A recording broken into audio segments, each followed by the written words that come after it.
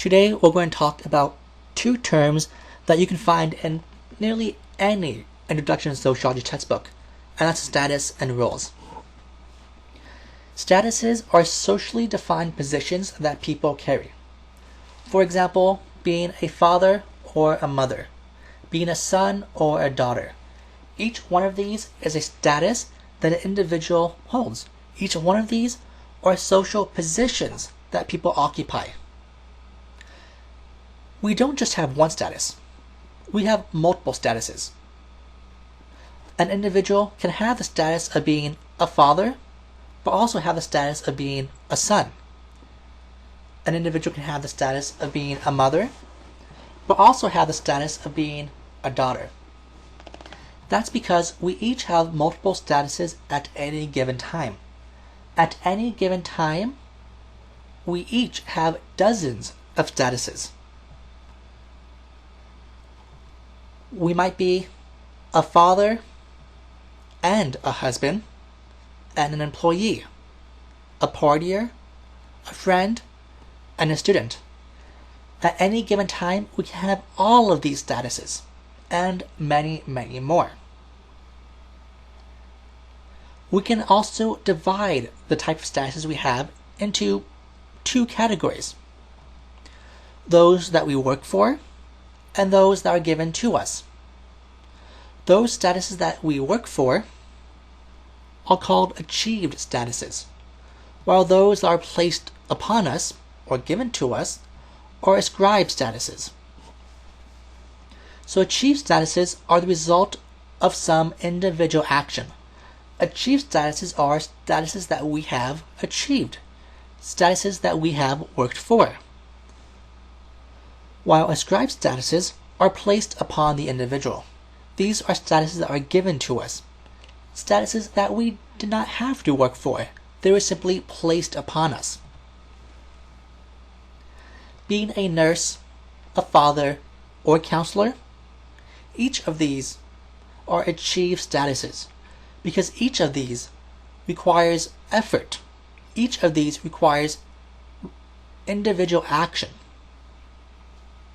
You can't simply walk into a hospital and say, "Hey, I want to become a nurse," and then become a nurse. Of course not.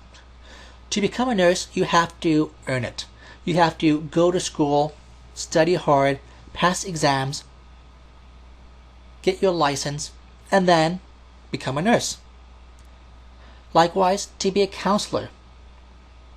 Can you simply buy a couch and open up a practice?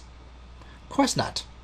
In order to become a counselor, you have to go to school, get your license, and earn that status of being a counselor.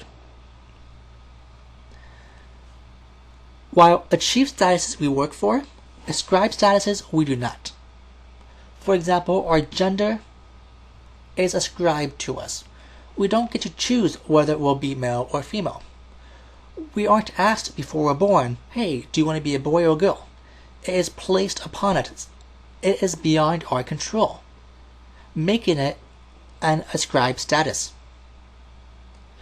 Likewise, our race is an ascribed status.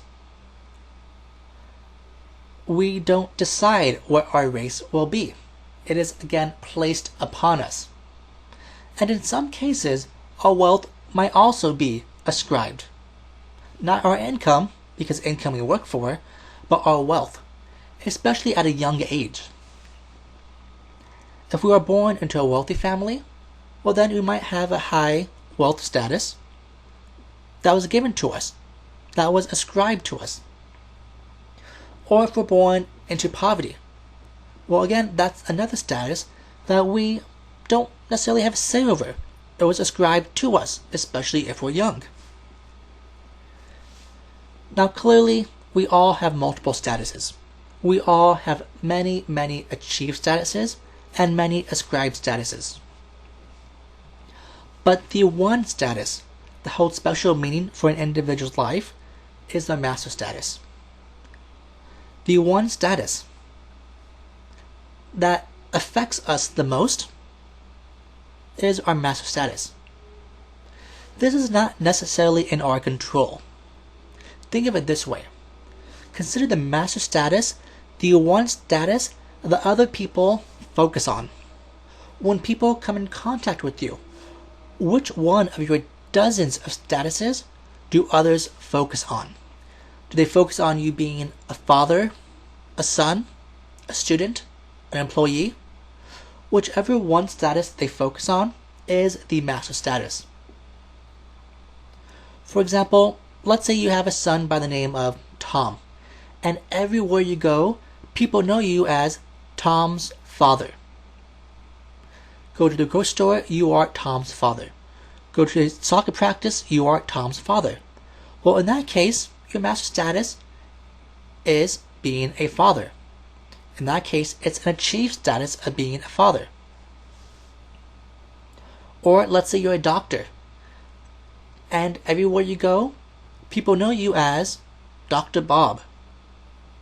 Well, in that case, your master status is being a doctor.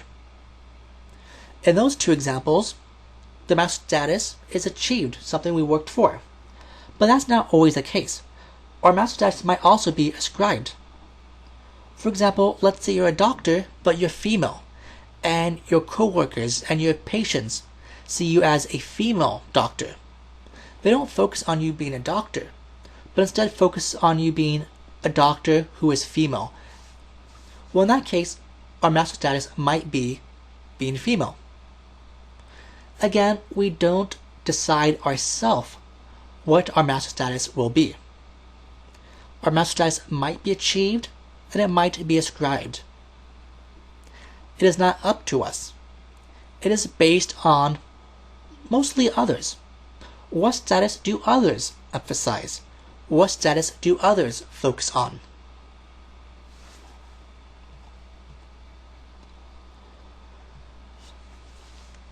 Next are roles.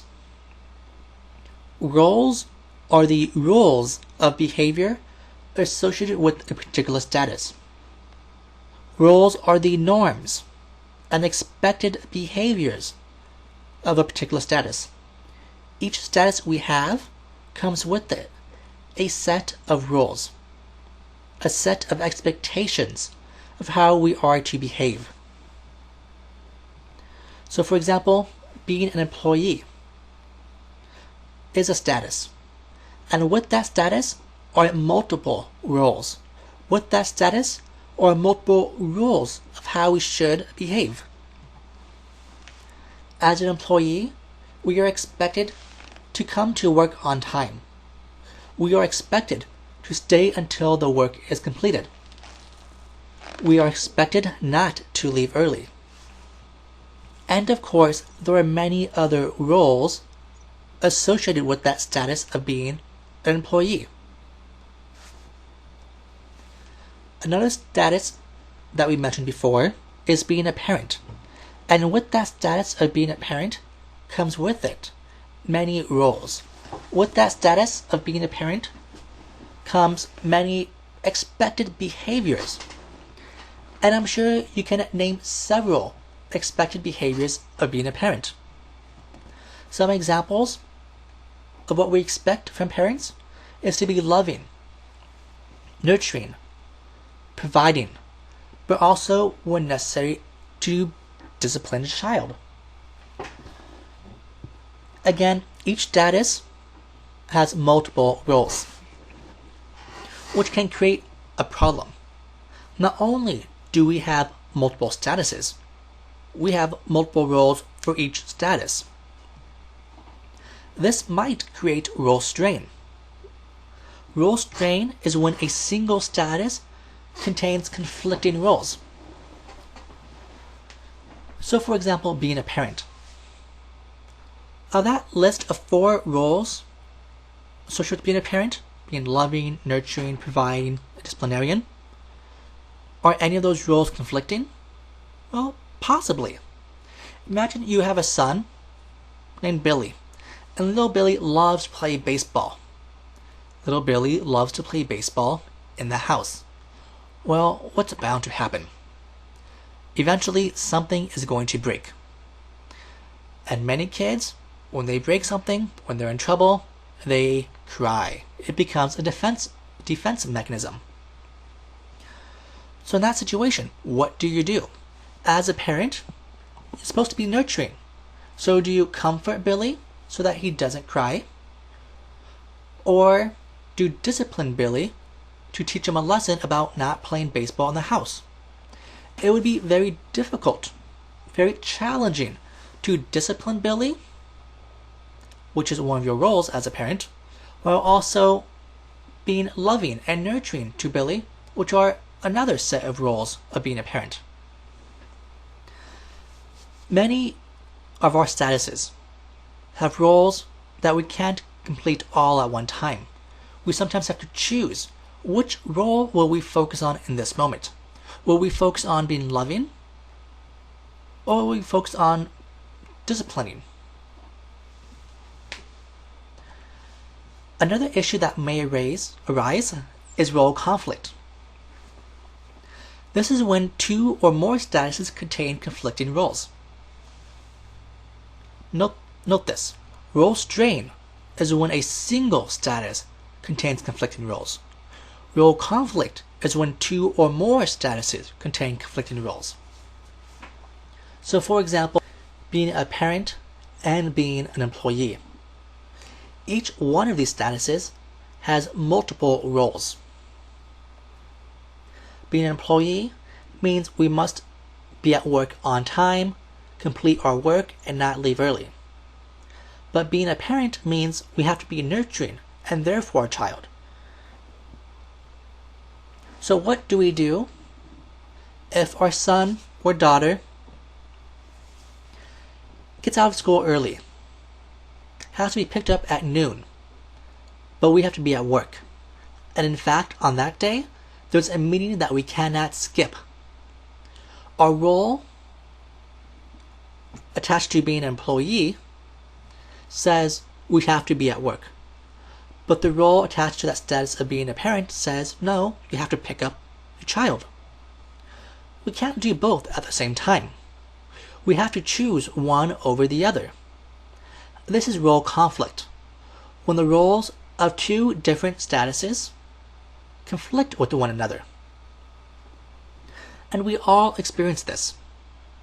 I'm sure we've all experienced this already and will in the future. We've all had that situation in which we had to be at two places at once because two different statuses of ours required two different roles, required conflicting roles. For example, have you ever been in class when you're also supposed to be at work? Or at work when you should be in class? Again, two statuses with conflicting demands. Now, we all will experience role strain and role conflict. That is a given. What's important here is how we deal with role strain and role conflict. Now, hopefully, we can prioritize and decide which status is more important at any given moment and obey that role. But at other times, it's not as easy. At other times, it gets a little bit more complicated, which is one of the challenges of life. Now, with this, I hope you understand what status and roles are, as well as the subcomponents such as achieved status, ascribed status, master status, role strain, and role conflict.